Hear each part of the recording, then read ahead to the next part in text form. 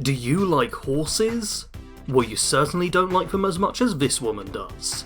This is the ultimate horse girl build, one who embodies these noble and majestic creatures to a degree that goes beyond unnerving, and may in fact be psychotic.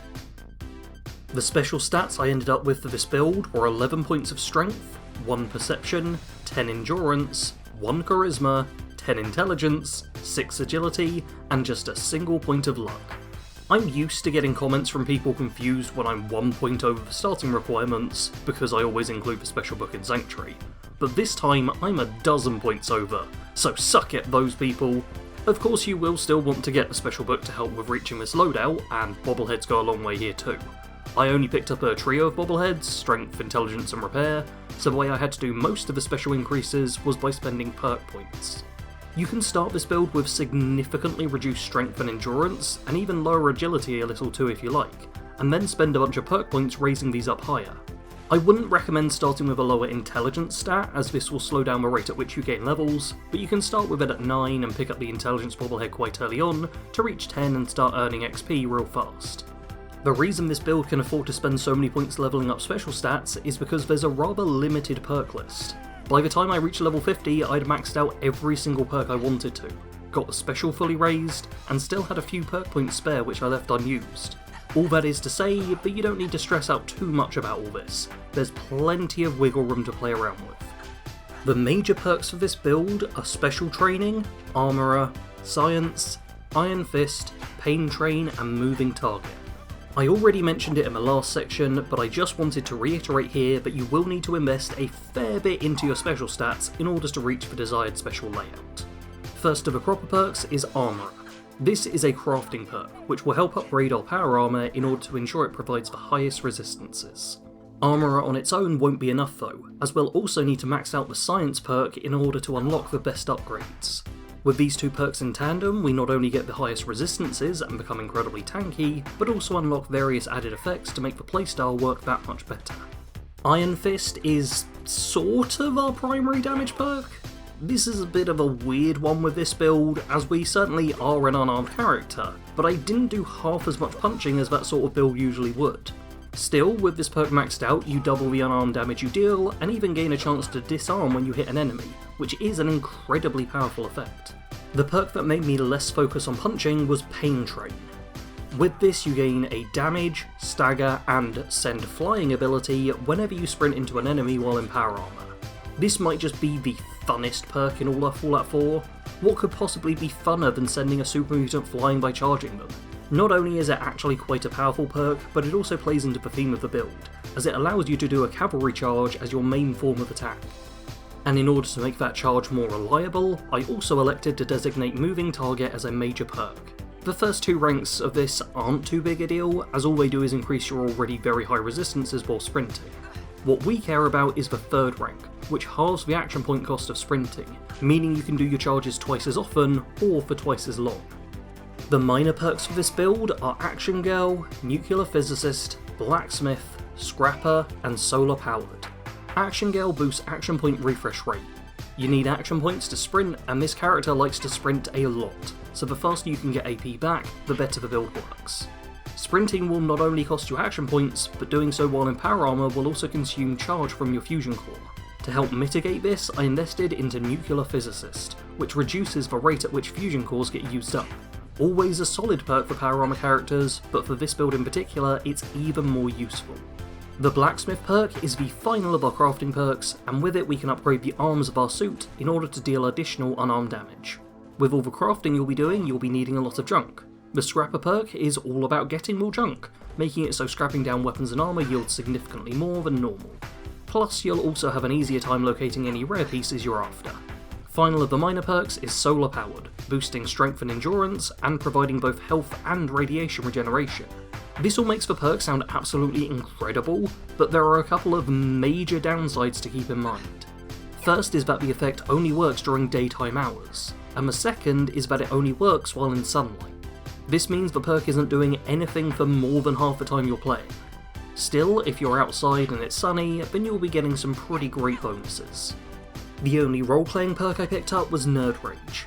Some folks love this perk, but I've never been that huge a fan.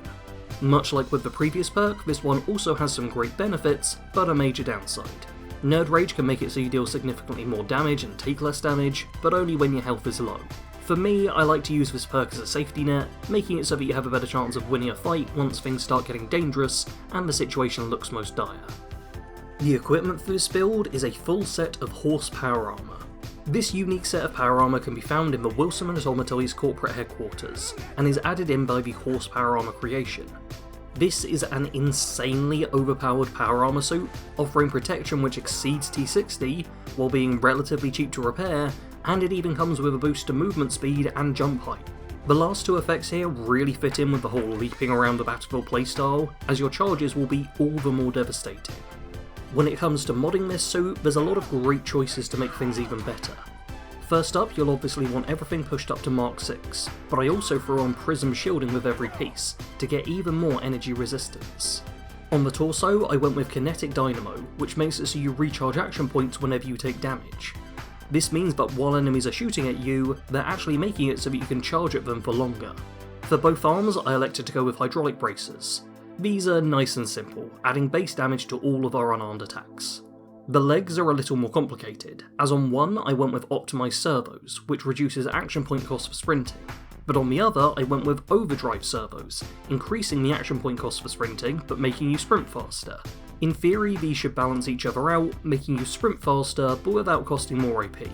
Finally, we have the helmet, where I installed a targeting HUD, which highlights living targets, making spotting enemies much easier, and therefore getting a good charge that little bit more likely. Sadly, there is no horse-focused faction inside of Fallout 4. Apparently, everyone's busy dealing with things like people being replaced and the miracle of cold fusion, and not a single person is focused on what really matters: horses. The closest we even get to an animal-related faction in any sense are the Atom Cats, but a cat and a horse are two very different creatures. For this reason, there are no recommended factions for this build to join. Maybe if the Institute had built synth horses instead of synth gorillas, then things would have turned out differently. Likewise, there is no recommended follower for this build, as absolutely none of them are horses. Seriously, not a single horse among them. This build doesn't include the Lone Wanderer perk, so a follower is 100% allowed, but until I hear one talk about the graceful way a horse's mane flows in the breeze, or the powerful imagery of seeing an equine canter, I can't recommend anyone in particular. The playstyle for this build is simple: be a horse. Specifically, a warhorse that charges into combat. Anything that isn't destroyed by your mighty charge can be finished off by slamming your hooves into them through unarmed attacks. Despite being in a heavy suit of power armor, this is an incredibly fast and mobile build, able to gallop across the battlefield at quite a pace. There's no subtlety or advanced tactics to a character like this. Blinders are on, you see the target, you charge them. Make sure to have plenty of Stimpaks hotkeyed for when you start taking damage, and consider maybe hotkeying consumables that restore action points, such as Nuka-Cola, but beyond that, just have fun. It will come as no surprise to you to learn that the horse girl was in fact a horse girl.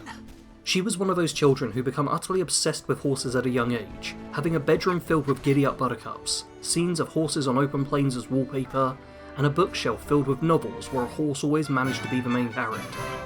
Unlike many other young girls though, she never grew out of this obsession.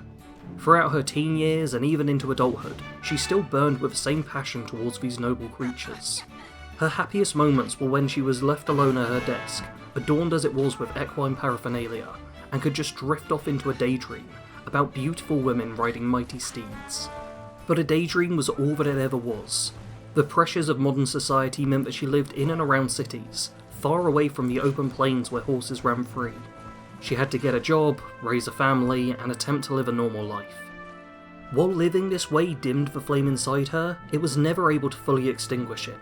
She purposefully got a well-paying job at a law firm in order to save up enough money that one day she could move her and her family west, to a nice little ranch where she could spend her days caring for the creatures that she loved so much. But sadly, a dream is all this ever came to be. As with the launching of the nukes and the destruction of the world as she once knew it, all promise of her utopian retirement was washed away in a radioactive wave. When she emerges to this new world, there will be no beauty to greet her, but as she ventures further afield, she will eventually find a sight, second only to a true horse, and then the flame within her shall be kindled once more. I hope you all enjoyed possibly the weirdest build I have ever made for this game. If you did, then you're probably some sort of weirdo, but I'm a fan of weirdos, so why not subscribe to see what other content I make? Don't forget to hit the like button, check out my Patreon page or channel memberships if you want to go the extra mile, and as always, thanks for watching. Sarge out.